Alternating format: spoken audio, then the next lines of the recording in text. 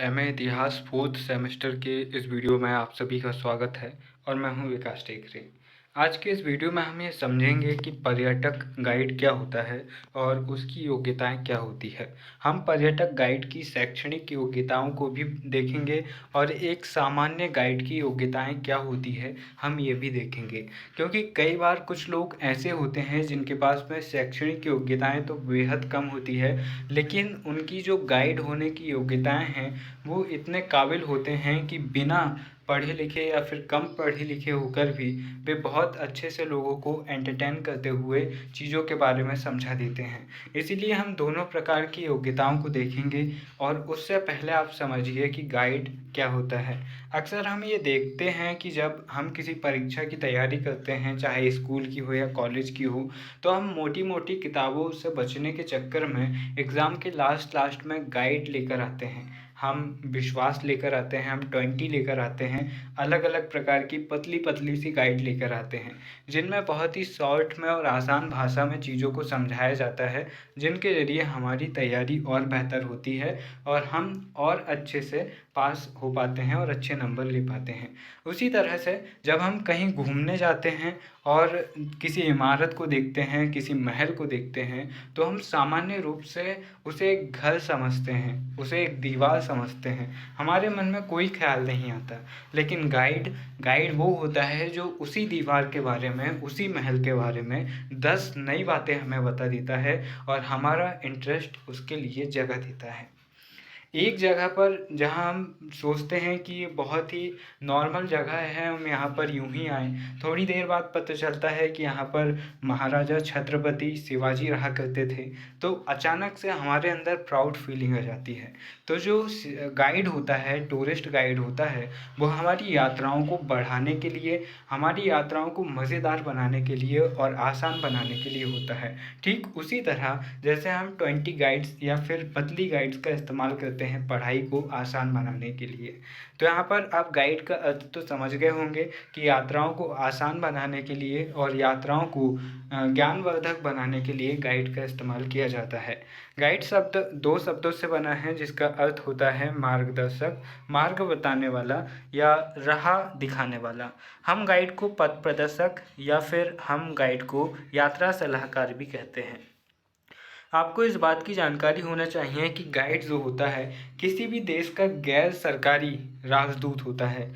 किसी भी देश के जो एम्बेसडर होते हैं उनका क्या काम होता है? उनका काम होता है कि दूसरे देश में अपने देश की छवि को बनाए रखना और उसे और बेहतर करना। उसी तरह आप सोचिए कि दूसरे देश से अगर कोई टूरिस्ट घूमने आ रहा है और हमारा गाइड उनके साथ में बहुत अच्छा व्यवहार रख रहा है, विनम्र व्यवहार रख रहा है, उनकी मदद कर रहा है, उनकी रिस्पेक्ट कर रहा है, तो अपने देश वापस जाकर हमारे देश के बारे में हमेशा अच्छा ही सोचेंगे। लेकिन अगर हमारा गाइड उनके साथ में बदतमीजी करता है, उन्हें आर्थिक नुकसान पहुंचाता है, उन्हें गुमराह करता है, तो वो अपने देश वापस जाकर हमारे देश के बारे में कभी अच्छा नहीं बोलेंगे। इसलिए गाइड किसी भी देश का ब्रांड एम्बेसडर होता है, किसी भी देश का गैर सरकारी राजदूत होता है जो अपने देश की छवि दूसरे देश के लोगों के मन में बसाता है और वो अपने देश में हमारे देश की अच्छी यादों को फैलाते हैं।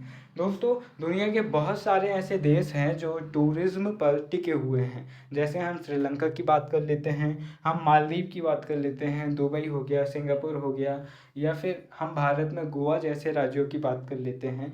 तो ये ऐसे क्षेत्र हैं जहाँ पर टूरिज्म बहुत ज़्यादा है और टूरिस्ट के आने के चलते यहाँ की अर्थव्यवस्था चलती है। इसीलिए ये बहुत ज़्यादा मायने रखता है कि अगर आपकी जो टूरिज्म इंडस्ट्री है, जो पर्यटन उद्योग है, उसके जो मुख्य पहलू है, मुख्य पिलर है, वो है टूरिस्ट गाइड, और उनकी योग्यता कितनी ज़्यादा ज़रूरी होती है वो हम यहाँ पर देखते हैं। तो हमने आज समझा कि गाइड क्या होता है और उनका क्या महत्व होता है, वो हल्का हल्का देखा। इसके बाद में ये देखिए कि अच्छे गाइड की योग्यताएं क्या होती हैं। आज वैश्वीकरण के युग में किसी के लिए भी ये बड़ी चुनौती नहीं है कि उसे कहीं घूमने जाना है। आज बहुत आसानी से जानकारी मिल जाती है और हम जहाँ चाहें वहाँ घूमने चले जाते हैं, बस हमारी जेब में पैसा होना चाहिए। और अगर हमें अच्छा गाइड मिल गया तो फिर हमारी तो बल्ले बल्ले हो जाती है, क्योंकि हम वहाँ पर से इतनी अच्छी अच्छी और इंटरेस्टिंग जानकारी लेकर आते हैं कि हमें ऐसा लगता है कि वो कितनी अच्छी जगह है और वहाँ से जुड़े लोग कितने अच्छे हैं। तो आइए देखिए गाइड की सामान्य योग्यताएं क्या होती हैं। यहाँ पर मैं शैक्षणिक योग्यताएं नहीं, सामान्य योग्यताएं की बात कर रहा हूँ। ठीक वैसे ही जैसे अकबर महान, जिन्हें हम कहते हैं मुगल सम्राट, वे बहुत कम पढ़े लिखे थे, उन्होंने कभी पढ़ाई नहीं की थी, उसके बाद भी वे भारत के महान शासकों में गिने जाते हैं, क्योंकि उनकी जो उदार नीतियाँ थी, हिंदू मुस्लिम मैत्री संबंध जो उन्होंने स्थापित किया था, या फिर जो उनकी क्वालिटीज़ थी, उनके चलते वे महान कहलाए गए।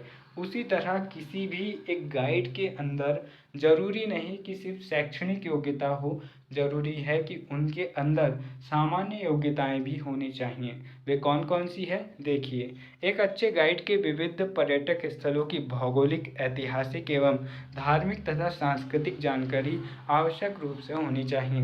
अगर आप सांची के गाइड हैं तो आपको सांची की भौगोलिक स्थिति के बारे में पता होना चाहिए। आपको ये समझाना आना चाहिए कि सांची के स्तूप में बनी हुई चीज़ें क्या क्या हैं, इन्हें किसने बनवाया, इसकी रेलिंग का निर्माण किसने करवाया, ये कटोरा जैसे दिखने वाला सांची का स्तूप किस राजा ने बनवाया, और साथ ही इसका सांस्कृतिक महत्व क्या है, ये टूरिस्ट को बताना आना चाहिए गाइड को।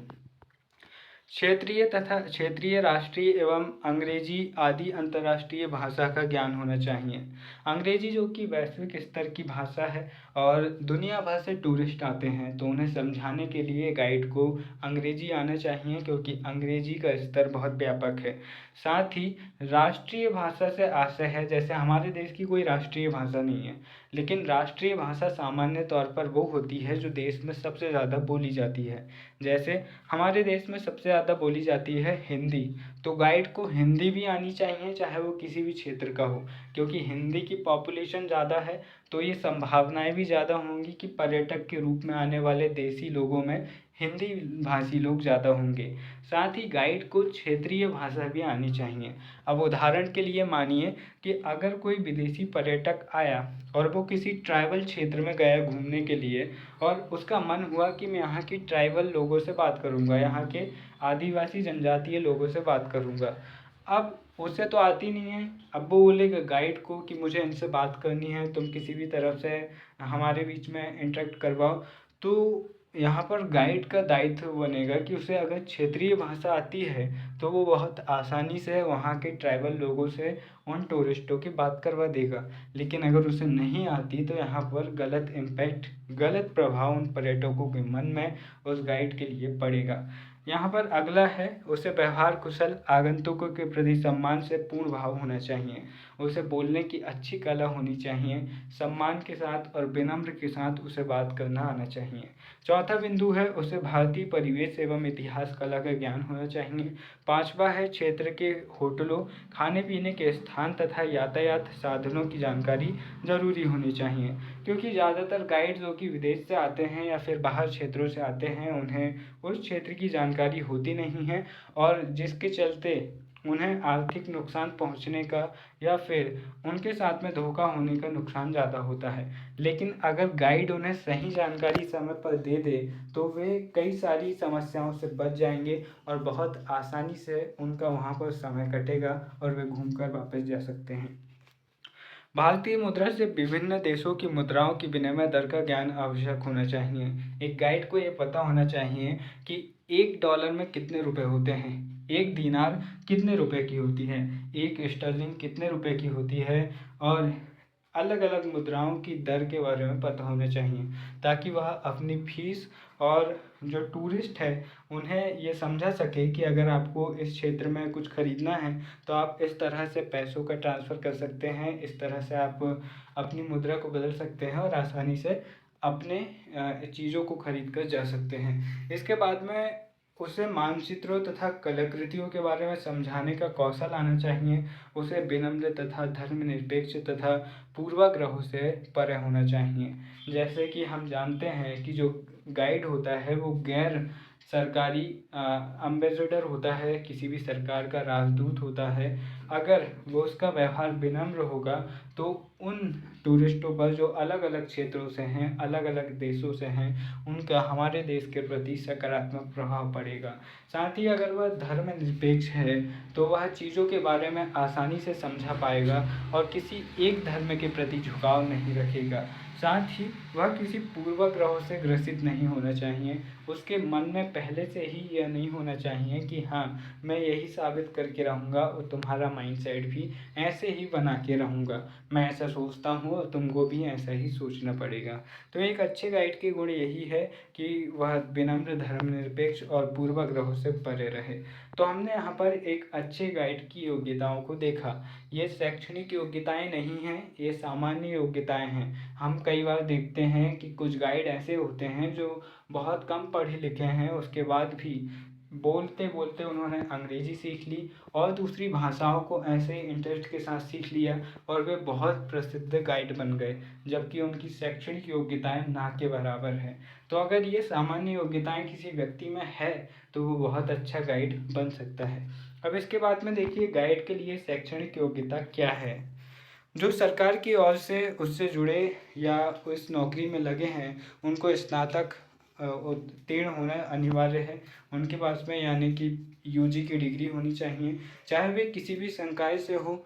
इसके साथ उनको स्थानीय पर्यटन स्थलों की जानकारी होनी चाहिए, क्षेत्रीय भूगोल, इतिहास, जनजीवन और क्रियाकलापों से परिचित होना चाहिए। अपनी स्थानीय भाषा को छोड़कर राष्ट्रीय तथा अंतर्राष्ट्रीय भाषा का ज्ञान होना चाहिए, ताकि वह आगंतुक यानी कि पर्यटकों को ठीक से अपनी बात वहाँ के विषय में समझा सके। सरकार ऐसे लोगों की नियुक्ति के लिए स्नातक स्तर पर इतिहास, प्राचीन इतिहास, भारतीय कला के साथ अध्ययन के लिए किए हुए लोगों को वरीयता देती है, क्योंकि ये पर्यटन के विषय में कुछ कुछ परिचित होते हैं। नियुक्ति के बाद 6 माह की ट्रेनिंग सरकार द्वारा दी जाती है और ठीक से पर्यटकों से व्यवहार कर सके तथा उनका ज्ञान पर्यटन विधा और स्थलों के संबंध में पूर्ण हो सके। इन्हें संबंधित होटलों, ठहराव के स्थानों, परिवहन माध्यमों, किरायों, समय सारणी आदि का भी ज्ञान दिया जाता है, ताकि वे पर्यटक को पूरी सुविधा और जानकारी व्यावहारिक पक्ष भी दे सके। विभिन्न देशों की मुद्राओं, उनकी परिवर्तनशीलता, अपनी मुद्रा में जानकारी, गणना आदि भी उनका अभ्यास उन्हें करवाया जाता है, ताकि वे उनको सही हिसाब समझा सके। स्थानीय मानचित्र दिखाकर स्थानों का अंकन कराया जाता है तथा ठीक स्थान, दूरी और महत्व को सही सही बता सके, इस तरह से उनकी ट्रेनिंग की जाती है। उस स्थान के इतिहास का पर्याप्त ज्ञान हो, वहाँ के स्मारक, स्थापत्य, संग्रहालय, वन्यजीव व अन्य दर्शनीय स्थलों का भी पर्याप्त ज्ञान उन्हें होना चाहिए। साथ ही उसमें उत्साह, आत्मबल, सक्रियता, संवेदनशीलता, शीघ्र निर्णय लेने की क्षमता और मनोविनोदी स्वभाव का भी होना चाहिए। यानी कि एक गाइड के अंदर एक कॉमेडियन भी होना चाहिए, ताकि वह जो पर्यटक है उन्हें एंटरटेन करते हुए उन्हें चीज़ों के बारे में बता सके और उन्हें पता न चले कि कितने कम समय में या फिर कितनी आसानी से चीज़ों को इन्होंने समझा दिया है। दोस्तों, जो गाइड रजिस्टर्ड होते हैं उनके लिए इस प्रकार का कोई प्रतिबंध नहीं रहता। उनके लिए ना उम्र का, ना शिक्षा का, ना समय का बंधन होता है। उनकी जानकारी का परीक्षण करके विशेष क्षेत्र पर्यटन हेतु उनका पंजीयन कर लिया जाता है। उनका स्वैच्छिक व्यवसाय होता है। वे अपना ज्ञान पत्र, पत्रिकाओं, परंपराओं, स्थानीय लोगों के संपर्क पुस्तकों से आदि से प्राप्त कर लेते हैं। यानी कि अगर किसी के पास में नॉलेज नहीं है या फिर किसी के पास में डिग्री नहीं है, तो उसके बाद भी वो एक बेहतर गाइड बन सकता है रजिस्टर्ड होकर, और फिर बहुत सारी सुविधाएं उन्हें मिल सकती है। यानी कि एक बेहतर गाइड बनाने में सरकार भी यहाँ पर योगदान देती है। तो दोस्तों, हमने यहाँ पर समझने का प्रयास किया कि पर्यटक गाइड क्या होता है और एक अच्छे गाइड की योग्यताएं क्या होती है। गाइड को देश का गैर सरकारी राजदूत कहा जाता है और ये गैर सरकारी राजदूत हमें समय समय पर ये एहसास कराते हैं कि हमारे देश में कितनी सारी धरोहरें हैं, कितनी सारी प्राकृतिक संपदाएं हैं। वीडियो के अंत में बस इतना ही कहना चाहूँगा, नकारात्मक परिस्थितियों में भी सकारात्मक रहते हैं तो सफलता तय है। भले ही मुसीबतें कितनी हों, हमेशा सकारात्मक रहिए, बी पॉजिटिव। फिर मिलेंगे अपने किसी और वीडियो में, तब तक के लिए नमस्कार, जय हिंद।